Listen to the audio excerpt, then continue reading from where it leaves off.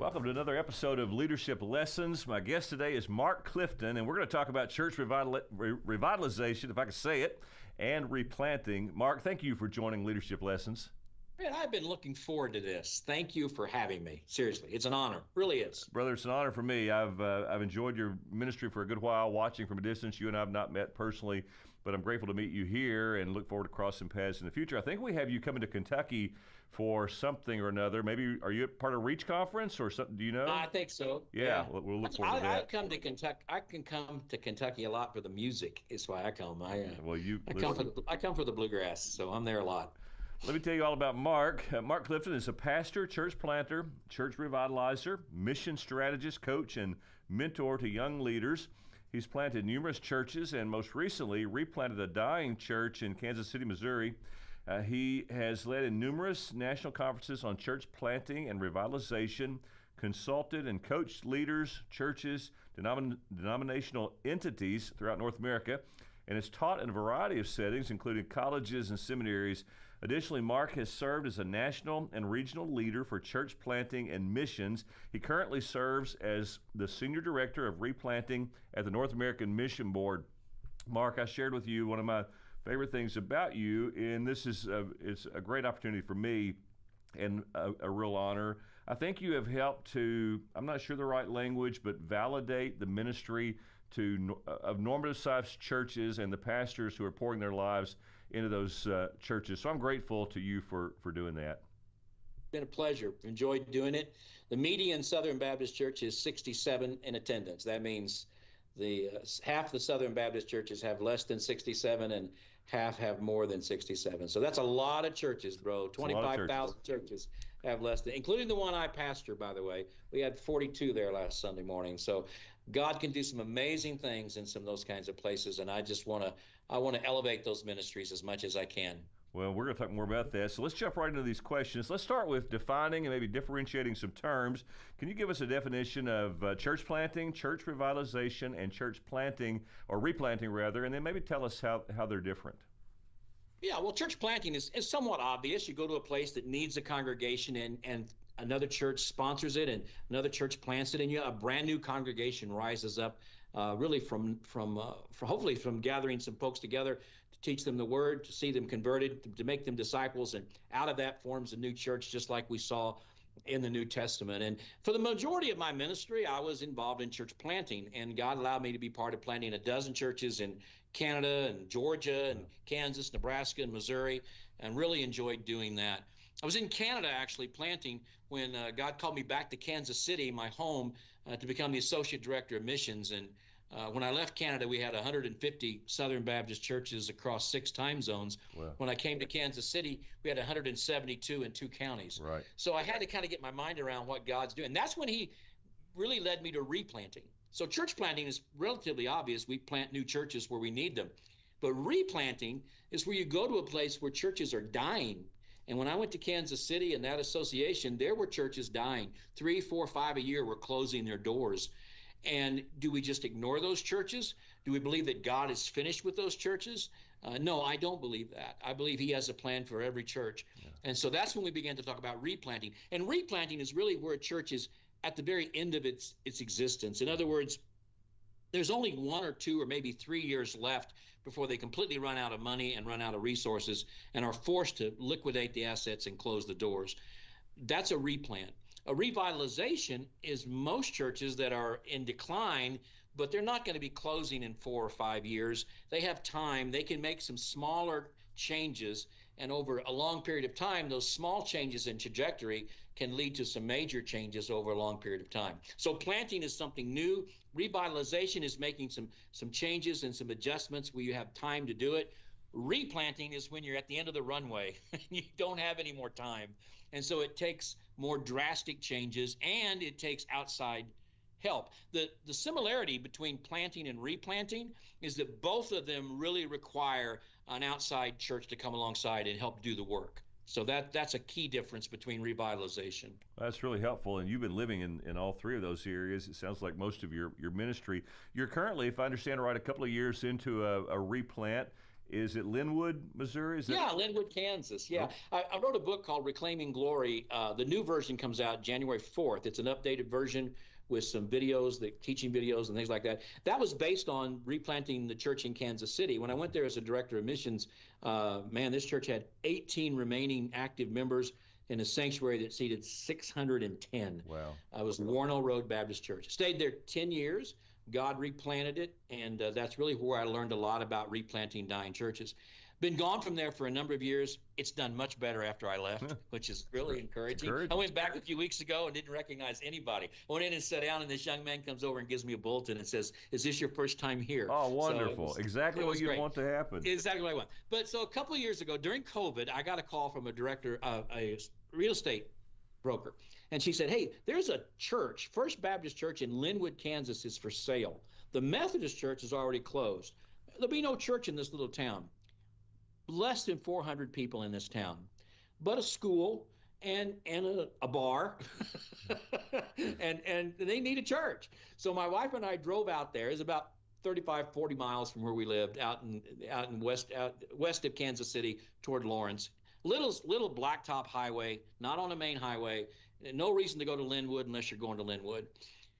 But when my wife and I drove around the town, God just called our hearts to that place. So I said, well, I told the real estate agent, I said, let's meet with the remaining members. So she called together the 3 remaining members, only 3. Wow. And I said, look, I don't need any salary, but if you'll call me as your pastor, my wife and I are willing to come. And that was in May of 2020, right in the midst of COVID. Todd, they had to think about it for a while. Oh, yeah. Like, do we want to die, or do we want this guy to be our pastor? Right, I understand. But they chose me, and I went, and I've been there. Jill and I moved out there. We built a house out there. We've been living there now for a year this month. We moved out there a year ago.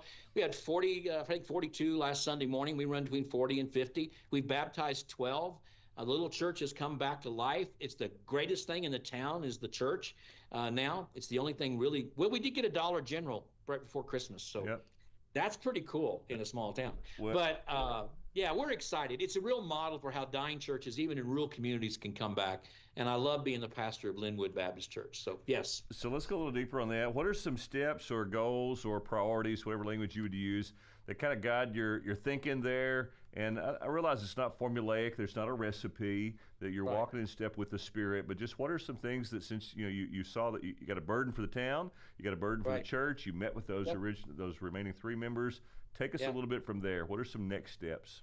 It always begins with compassion. The story of the Good Samaritan, the priest and the Levite had plenty of doctrine and plenty of knowledge, plenty of wisdom. Wow. They just didn't have any compassion. And so you got to have compassion for that town. It wasn't just a matter of saying, hey, this church needs to come back. The Baptists can't lose another church. Right. That's not the point. The point was there's a town here without a gospel presentation. Now, I know there was a church 9 miles away that was really large and doing well. But if you're a child in that town, your parents aren't going to drive you 9 miles to that church. Yep. We had a man last Sunday who showed up. He lives just a few blocks from the church. We've been there now since May of 2020, but he finally came. He just walked to church, right? Came to Sunday school and church. I could tell you many stories like that. So it began with compassion for the town that God gave my wife and myself. Followed that, we decided the first thing we would do is just begin to pray and seek God's face and realize Jesus has a plan for this church. So we began with experiencing God. We began meeting not on Sundays because there's just 3 members. And actually, when they voted me in, one of the ladies left. So. Oh my goodness. You can't win them all, Todd. So rule number 1, church replanting can be very humbling work. That's right. I lost a third of my congregation. So anyway, so there wasn't any reason to meet on Sunday mornings right away. We were in the midst of COVID anyway. So we began to meet on Wednesday nights. And I began to just kind of visit in the community, visit around the county, tell people, hey, we're going to do a study called Experiencing God. And people began to come. Wow. And we began to do Experiencing God. And that formed the DNA of our church, which is this. This is so important, Todd. Even in Linwood, a little town that people drive by at 60 miles an hour, you don't even have to slow down on the blacktop, right? No stoplight in Linwood, no reason to stop there. About 400 residents who live there. God is at work in every one of those homes. Well, God's at work in every little hamlet, every little village, every urban neighborhood in our city, every apartment block in our city. God is at work in those places. So our desire as we came together on those Wednesday nights was for us to become in such a close and intimate relationship with Jesus that we were able to realize and see where God was at work in Linwood and join him in that work. Yeah. It is no more complicated than that. Now, that means major adjustments in our life.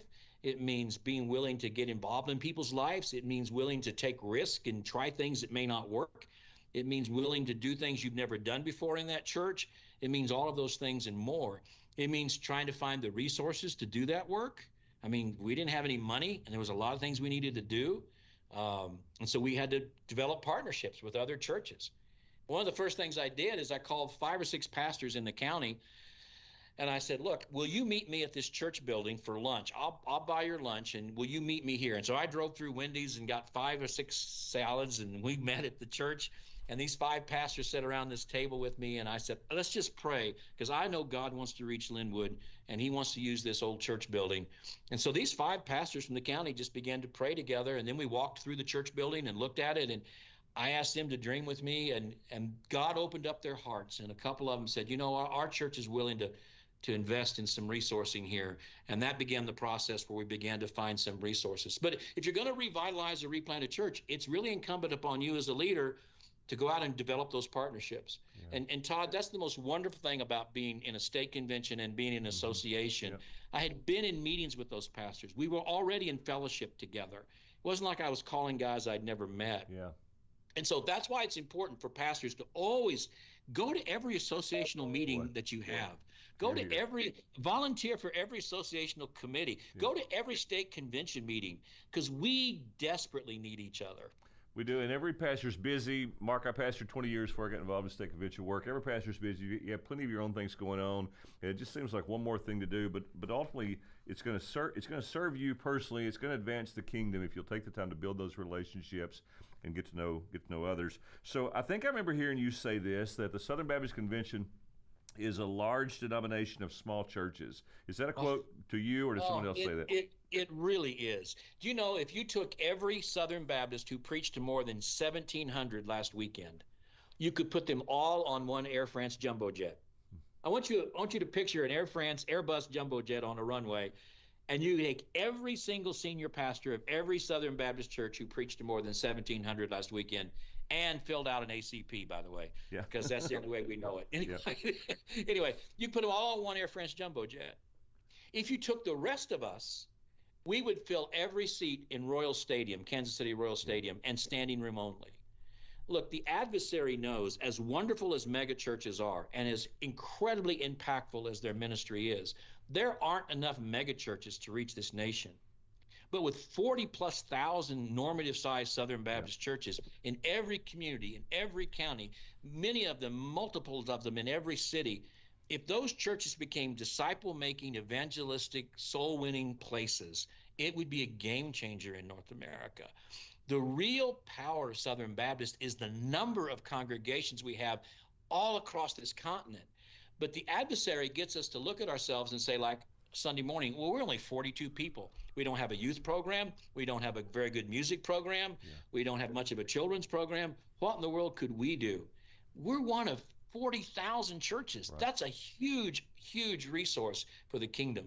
And so, you know, a lot of times when I used to work for the Kansas-Nebraska Convention, I was their state missions leader for a while, and we'd say, we're going to have a small church conference. And I'd always push back on the Sunday school guy, and I'd say, you're not having a small church conference. You're having a 93% of all Kansas-Nebraska church conferences, because they're all small, if that sense. By the way, we didn't used to call them small. You go back and you read literature from the late 1800s, early 1900s, they're not talking about small and large churches. Most churches were just 100 people or less. They're churches, yep. But the church growth movement in the 60s and 70s really began to define small and large. And that's when we began to talk about the small church, the small church, the small. It's always been the small church. Yeah. Since day one, it's always been the small church. God chooses to do some of the most amazing work among such small places. So And Mark, I just think we have to elevate that even more than we do. well, thank you for doing it, and I think you've helped all of us to move in that direction. And you're certainly helping to validate that guy that just feels led to go somewhere, 65, 70 members, plant his Yeah. life there and serve those people as long as the Lord wants him there. So thank you for your faithfulness in that area. So talk to that church, maybe the pastor, maybe the members, just for a moment, who you've defined revitalization and replanting, I think really helpful. So talk to that church that really needs to revitalize. They're meeting every Sunday. They have most of their roles covered, but they've been stagnant for a long time. That's most churches probably in the Southern Baptist Right. Convention. What could you say to that, the pastor, and then maybe to some of the members? First, you have to take an honest evaluation of really what's happening. I want you to ask yourself, how many unchurched people are we impacting every week?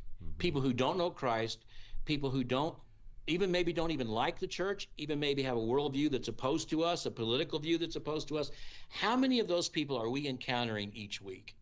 And if you say none, that's a problem. Yeah. All right, that's a huge problem. How many people have we led to Christ this year? I mean, seriously. And if you say, well, none or two or three, that's a problem. And immediately people say, well, you don't understand, Mark. People are resistant to the gospel here. Well, they're pretty resistant to the gospel in China. Yeah. They're pretty resistant to the gospel in primarily Muslim countries.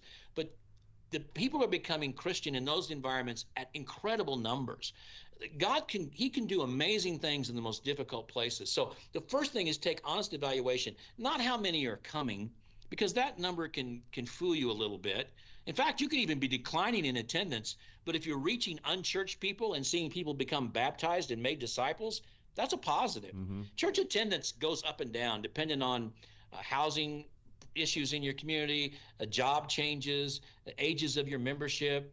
So I would say I try to stay away from numbers as the primary metric and look at how many lives what is our ministry footprint? That's how I would put it. Each week, what's our ministry footprint? And if this church were to go away and not be here tomorrow, would anybody other than the members notice? And if nobody in the community would say, there's a problem here because that church made a difference in our community, then that's an issue. So you have to honestly evaluate. You may have Sunday school, Sunday night, Wednesday night. You may have all kinds of committee meetings. You may have all kinds. But if all of that is doing is just connecting to the same handful of folks, and you're not impacting the lostness in your community, that's when you need to take a back and say, we've got to reevaluate what we're doing and why we're doing it. All right, so let's talk about that replant setting. So this church, maybe it's down to 8 or 10 people, and of those 8 or 10, 2 or 3 of them are considering to stop going and go to church somewhere else.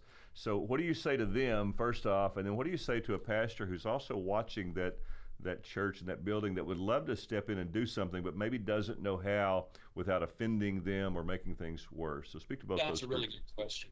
First of all, if you're the pastor of a declining church that's at the point of closure,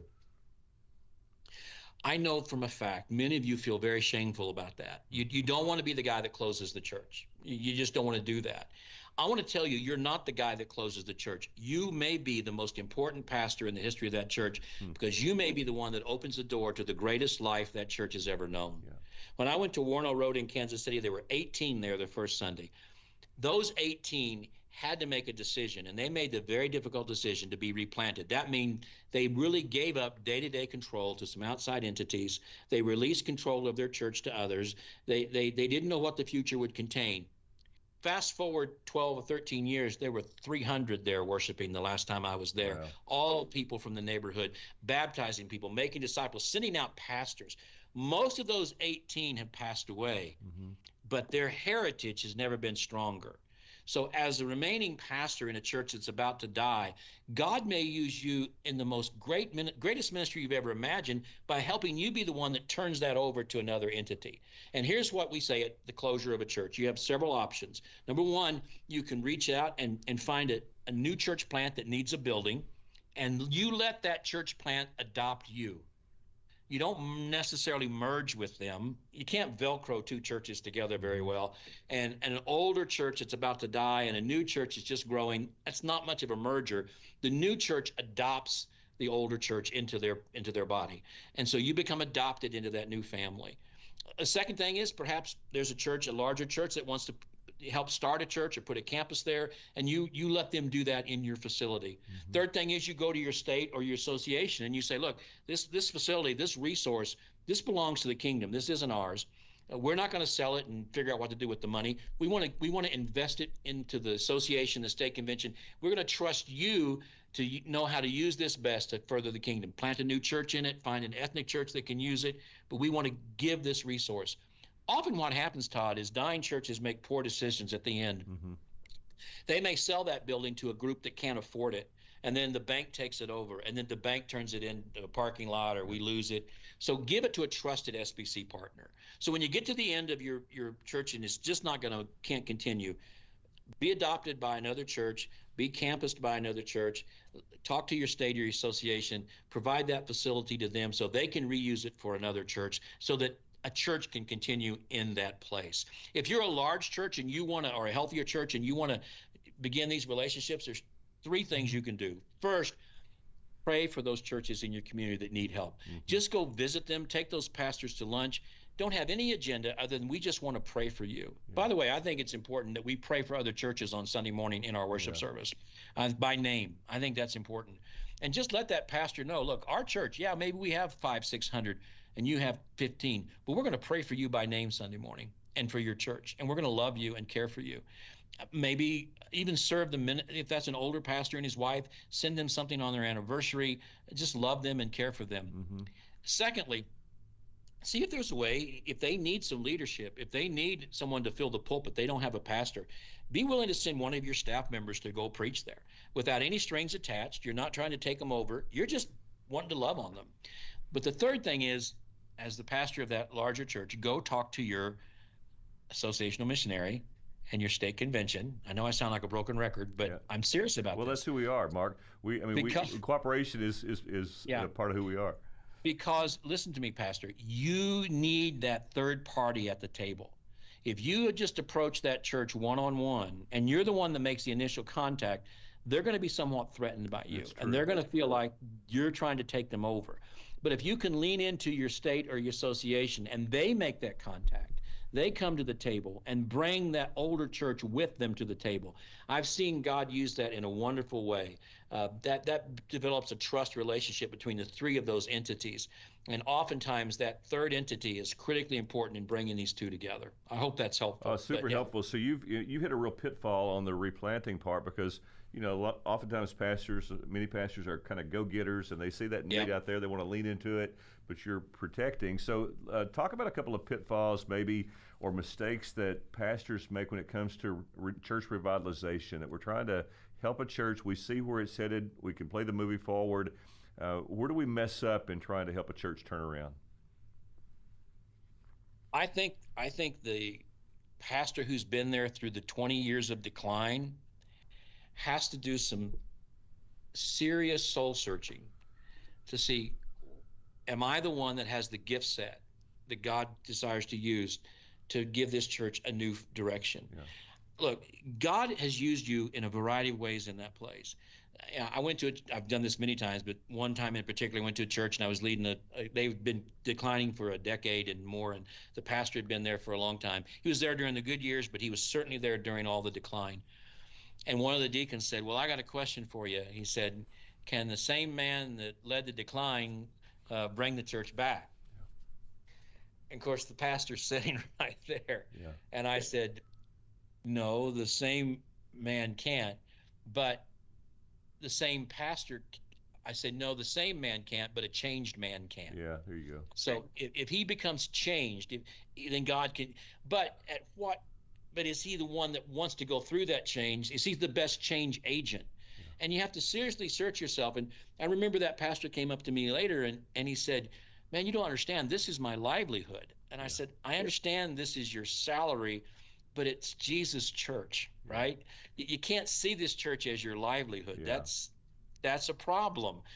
Jesus will provide something for you. This is his church. So I think as the pastor, if you've been part of that decline, I'm not suggesting you failed. I'm just suggesting you may not be the change agent. If you are the change agent, then you've got to be willing to get involved and ask again, your state convention, others for some leadership training, some equipping, some mentoring, get in some cohorts. I tell pastors of declining churches all the time, check with your state convention, find out where the church planting networks are, and go hang out with church planters. Get infected by church planters and how they view the community and how they reach the community. Begin to think differently than you've been thinking. So that's the first thing, is the pastor has to generally look at himself and say, am I the one to revitalize? If I am, what changes do I have to make, and who can I reach out to help me make those changes? Secondly, as I said earlier, look at the metrics of evangelism and discipleship, and is the community noticeably better because our church is here? If those things aren't there, say, what are we going to do? It's one thing to say we want to have 10 baptisms next year. Okay, fine. How do you do that? Right. What's your plan for that? How are you going to get there? Are you going to fill the baptistry up and just leave it fill and just, I've had guys that have said, we haven't had a baptism here in a year. So he fills the baptistry up and he steps in it and he says, I want you to pray with me that before the end of the year, somebody will be, That's those awesome. kinds of things are really important. Absolutely. So you've got to make if you keep doing the things you're doing, you're going to get the results you're getting. Yeah. And I just want pastors to know that Jesus has a plan for every church, and he'll spare nothing. Henry Blackaby has said, he'll spare nothing from heaven to resource his plan for his church, but he'll likely not resource your plans for his church. So Mark, your plan, go ahead. I believe you, and 100%. I'm with you. I have the exact same mindset about churches. Every church can live. I just believe it. But you're also kind of like the kid throwing the starfish out in the ocean. You think you're making any difference? There's so many. How do you keep from getting discouraged when you see so much need when it comes to church revitalization and replanting?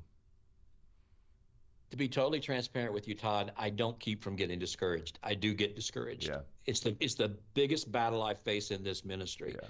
Every day I hear from pastors. Heard from 2 today, right? They're ready to quit. They're ready to walk away. There's conflict in their church. Churches, they can't make any changes. I hear, or there's been a moral failure with their pastor. Yep. And the people, or I've had one recently where the pastor deconstructed his faith publicly. I don't believe this anymore. I've had that happen. And then you see communities around you that are just becoming more and more ungodly and more lost and more painful and more violent. And we're closing churches in the middle of that community. Right. Churches who say they believe the Bible, right? Churches who believe it. And so I will tell you, there are times in my life when I have to really battle discouragement and depression over that. Yeah. If you spend enough time with dying and declining churches, it's a rough road. I used to spend all my time with church plants, and they were all about the future and looking toward the future. And you spend all your time with. So, with that said, it's incredibly important to realize this. We will never know the full result of our labor until eternity. Mm-hmm. And so we just trust the Lord that we do not grow weary in well-doing. Yeah. And when I go to those seasons that I become discouraged over it, I just realize God's doing things behind the scenes that I do not see and I cannot see. And that one day I'm going to be blown away by how much was going on that I didn't even see. So and that's where I just have to hang on to that. Keep preaching the gospel to yourself. Keep preaching. 1 Corinthians 15:58 that God's doing something. So, Mark, this podcast is called Leadership Lessons. Do you have a story or something from your own past that impacted the way you view leadership, or that has kind of set your direction as a leader? Yeah, Richard, I get the chance to travel with Richard Blackaby quite a bit. I really have enjoyed getting to know him, and he's had a huge influence on my life. And Richard has said that if you have a church, and I say Richard has said it, so you can email him if you don't like this. Right. Richard said, if you have a church where there are no leaders, you don't have any leaders, there's no one to do anything, no one to volunteer, you can't get anybody to work with children, he said, ultimately, that's the problem of the pastor, because it's the pastor's job to develop leaders. Yeah. It's a leadership lacking. And that just hit me between the eyes. It's like I'd always just blame the people. Right. And I realized ultimately, if we don't have volunteers, that's on me for not understanding how to be a leader and develop volunteers and engage volunteers. So here's the good news. You can learn leadership skills. Yeah.